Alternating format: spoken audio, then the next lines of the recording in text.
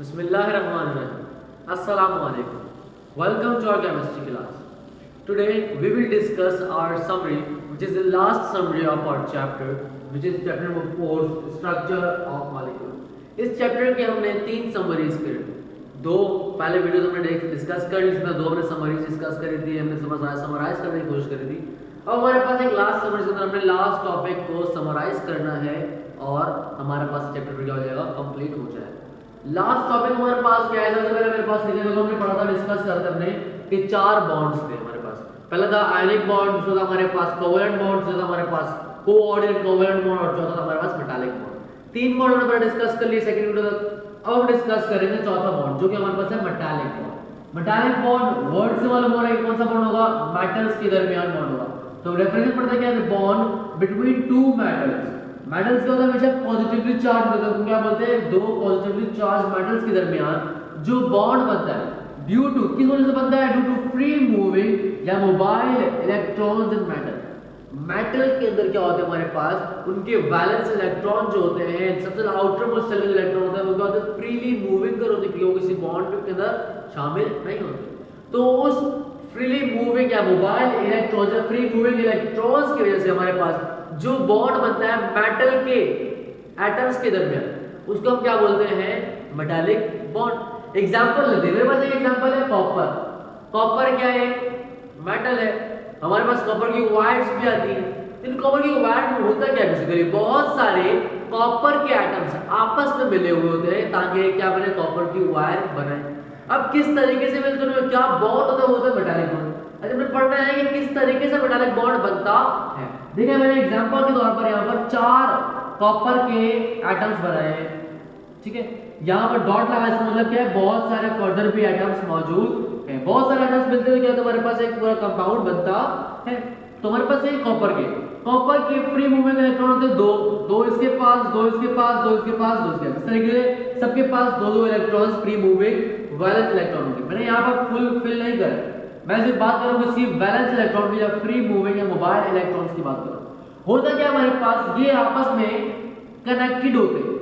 Connect कैसे होता है, हमारे पास इनका ऑर्बिट, इसका आउटर मोस्ट ऑर्बिट या आउटर मोस्ट शेल इसके आउटर मोस्ट शेल से कनेक्ट होता है। किस तरीके से भाई, जब कनेक्ट तो होता क्या हमारे पास, बेसिकली ये जो फ्री मूविंग वैलेंस इलेक्ट्रॉन है, ये क्या करते हैं हमारे पास, मूव करते हैं। किस तरीके से, ये इधर इस शेल के अंदर पहले मूव कर लो, एक सर्कल घुमाए, यहाँ पर मूव करो, या तो यहाँ मूव करेंगे, यहाँ क्या करेंगे, ये दूसरे आउटर मोस्ट शेल चले जाएंगे।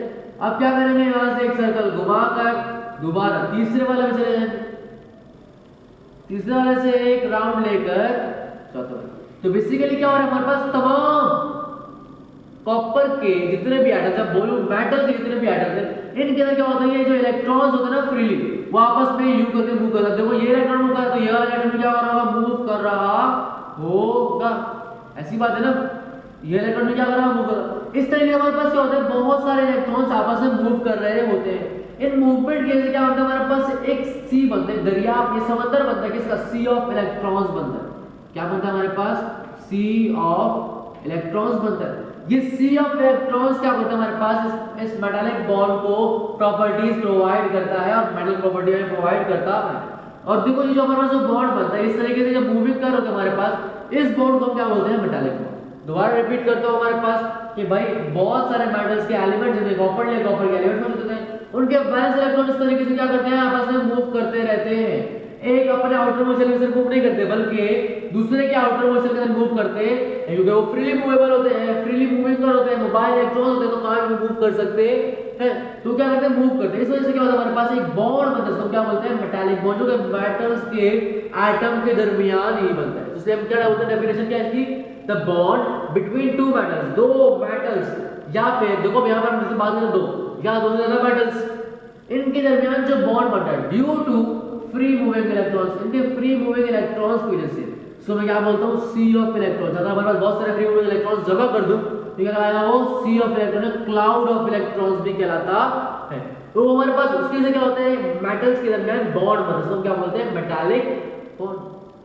आसान सा, metallic bond is a bond which is formed between 2 metals or more than 2 metals due to free moving electrons in between the metals।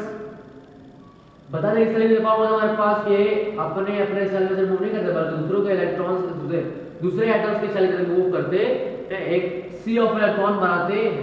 Next हमारा टॉपिक है प्रॉपर्टीज के। मेटल की प्रॉपर्टीज होती कौन कौन सी है, क्या क्या मेटल्स की प्रॉपर्टीज होती है, क्या कैरेक्टरिस्टिक्स उनकी होती है। सबसे पहले लिखा हुआ है दे आर मैलिएबल। मैलिएबल का मतलब क्या होता है, मैलिएबल का मतलब हमारे पास हर वो चीज जिसको हम शीट्स बना सकें, शीट्स के अंदर कन्वर्ट कर सके, जिसको हम बोलते हैं मैलिएबल। तो मेटल क्या होता है, दे आर मैलिएबल, इनको हम शीट क्या कर सकते हैं, बना सकते हैं, इनकी हम शीट्स बना सकते हैं। शीट्स क्या होते हैं, हमारे पास पतली पतली मेटालिक शीट्स आती है जो एक्चुअली हमारे पास दरवाजों के पीछे वगैरह लगाई जाती है, बहुत सारे इसके फर्दर वर्ड्स भी होते हैं। Next they are ductile. ये डक्टाइल जो है, डक्टाइल का मतलब क्या होता है कि इनको हम वायर से भी कन्वर्ट कर सकते हैं। जिस तरीके से बात करें कॉपर की, तो कॉपर की वायर आती है, बिल्कुल आती है। तो क्या हम हमारे पास जितने मेटल होते हैं उनको हम डक्टाइल भी हो, उनको हम वायर से भी क्या कर सकते हैं, कन्वर्ट कर सकते हैं। दूसरी बात हमारे पास क्या है, they have high melting and boiling point. इनका मेल्टिंग पॉइंट और बॉइलिंग पॉइंट क्या होता है, हाई। क्यों हाई होता है, बिकॉज इनके पास क्या होते हैं, फ्री मूविंग इलेक्ट्रॉन्स। ये जो फ्री मूविंग इलेक्ट्रॉन्स मूव कर रहे होते हैं हमारे पास, इनको एग्जिट करवाने के लिए या इनको मेल्ट करवाने के लिए हमारे पास ज्यादा एनर्जी चाहिए, क्योंकि क्या है, ये लोग फ्रीली मूवेबल है, आपस में क्या है, बहुत सारे कनेक्टेड है, ऊपर से है भी क्या, मेटल्स है, चार्ज मौजूद है यहाँ पर। तो क्या होता है, इनको बहुत ज्यादा हीट या टेम्परेचर चाहिए होता है ताकि वो मेल्ट हो या फिर वो बॉयल। Third is they are good conductor of heat and electricity. Means है कि ये हमारे पास इलेक्ट्रिसिटी और हीट को जल्दी कंडक्ट करते हैं, ज्यादा कंडक्ट करते हैं। क्यों कंडक्ट करते हैं, क्योंकि हमारे पास क्या होता है, फ्री मूविंग इलेक्ट्रॉन्स।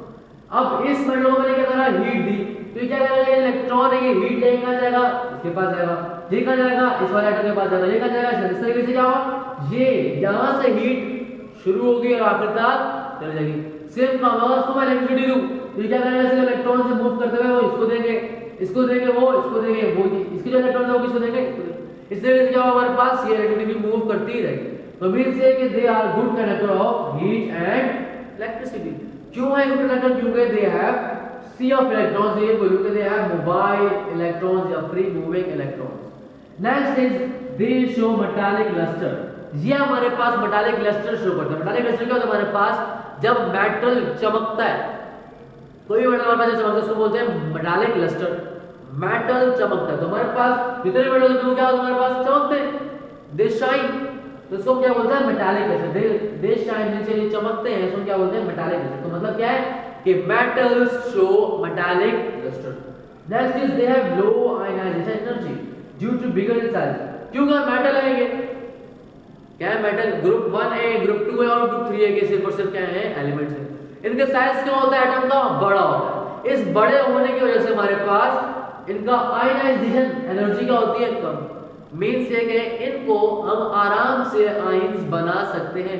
देखो यहाँ पर अगर इलेक्ट्रॉन्स फ्रीली मूव करे ना, तो इनको निकालने के लिए एनर्जी क्या होगी, कम जरूरत होगी। क्या होगी इनकी एनर्जी कम, तो क्या करना, इनको निकाल कर आराम से आयन बना सकते।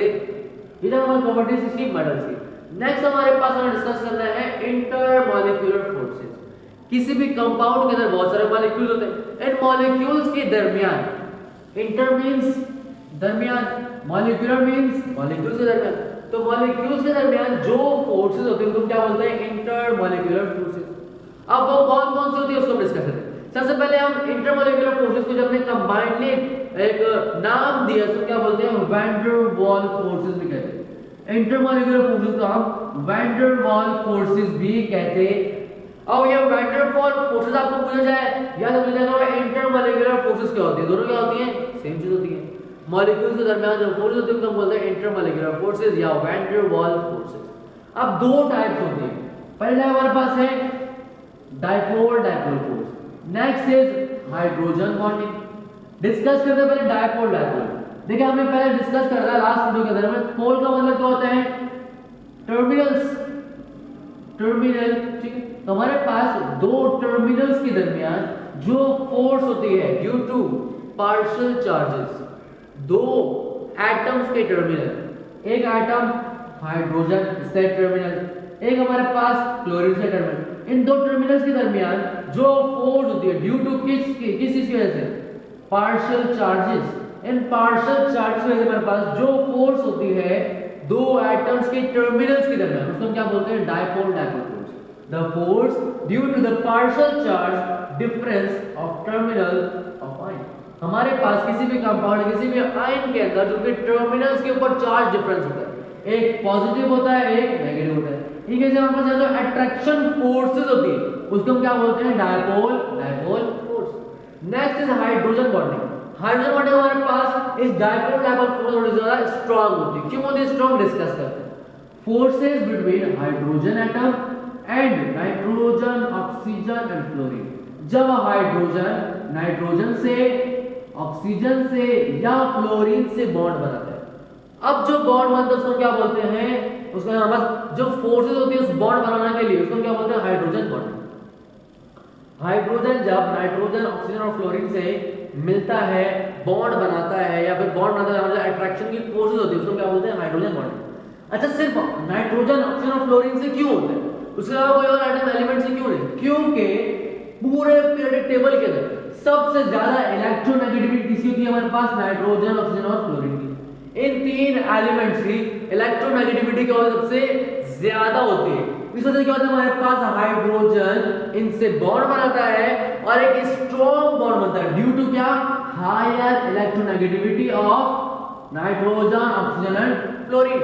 इनकी हायर इलेक्ट्रोनेगेटिविटी से हमारे पास एक बॉन्ड बनता है, एक अट्रैक्शन फोर्स हमारे पास जिसको बोलते हैं हाइड्रोजन बॉन्डिंग। अच्छा, हमारे पास हम इसको डिनोट कैसे करते हैं? They are denoted by dotted lines. इनको हम सेंटर में इनके एटम्स के दरमियान डॉटेड लाइंस ड्रॉ कर दें ताकि हमें मालूम क्या है ये हाइड्रोजन बॉन्ड बना हुआ है। एग्जांपल है वाटर की H2O, 2 H और 1 ऑक्सीजन। ऑक्सीजन को क्या होता है हमारे पास? माइनस चार्ज होता है, पार्शियल माइनस चार्ज। हाइड्रोजन के ऊपर पार्शियल पॉजिटिव, पार्शियल पॉजिटिव। इन दरमियान की तरफ क्या है?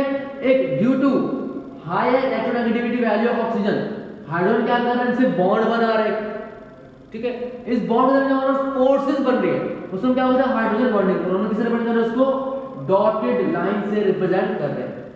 हमारे पास कुछ प्रॉपर्टीज में चेंजेस आती है due to hydrogen bonding. Hydrogen bonding क्यों क्या होती है? इंटरमोलिकुलर फोर्सेस होती है ना हमारे पास, और क्यों नहीं होती है? Strong as compare to dipole dipole force. तो इसके से हमारे पास कुछ चेंजेस आती हैं कुछ स्पेसिफिक कंपाउंड्स के अंदर। हमारे पास जो भी हाइड्रोजन बॉन्डिंग होती है किसी भी कंपाउंड के अंदर, जब हाइड्रोजन बॉन्डिंग पाई जाती है तो उसके अंदर हमारे पास होता क्या है? कंपाउंड का बॉइलिंग पॉइंट बढ़ जाता है। क्यों बढ़ जाता है बॉइलिंग पॉइंट? क्योंकि फोर्स क्या है? स्ट्रांग। जब ये हमारे पास मॉलिक्यूल के दरमियान फोर्स क्या है? स्ट्रांग है, तो मतलब ये कि मॉलिक्यूल्स को अलग करने के लिए आपको हीट भी चाहिए होगी ज्यादा। जब ज्यादा हीट है तो मतलब क्या? बॉइलिंग पॉइंट ऑटोमेटिकली क्या होगा? खुद ब खुद increase.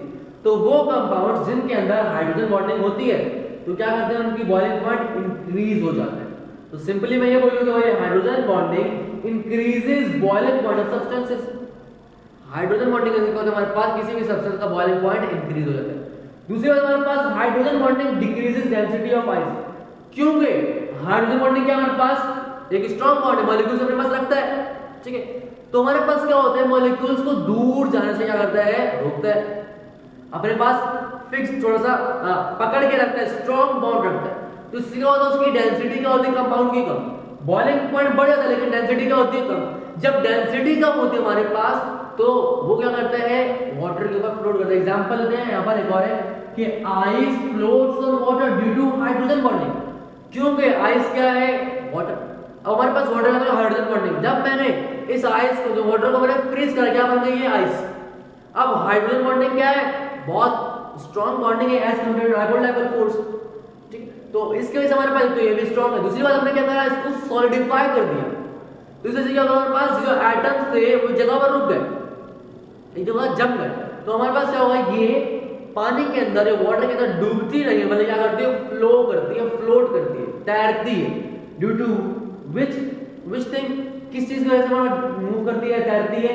Due to hydrogen bonding. Hydrogen bonding is more stronger than dipole dipole force. ये था हमारे पास चैप्टर नंबर 4। इंशाल्लाह मुलाकात होगी नेक्स्ट वीडियो में नेक्स्ट टॉपिक के साथ। जब तक के लिए अल्लाह।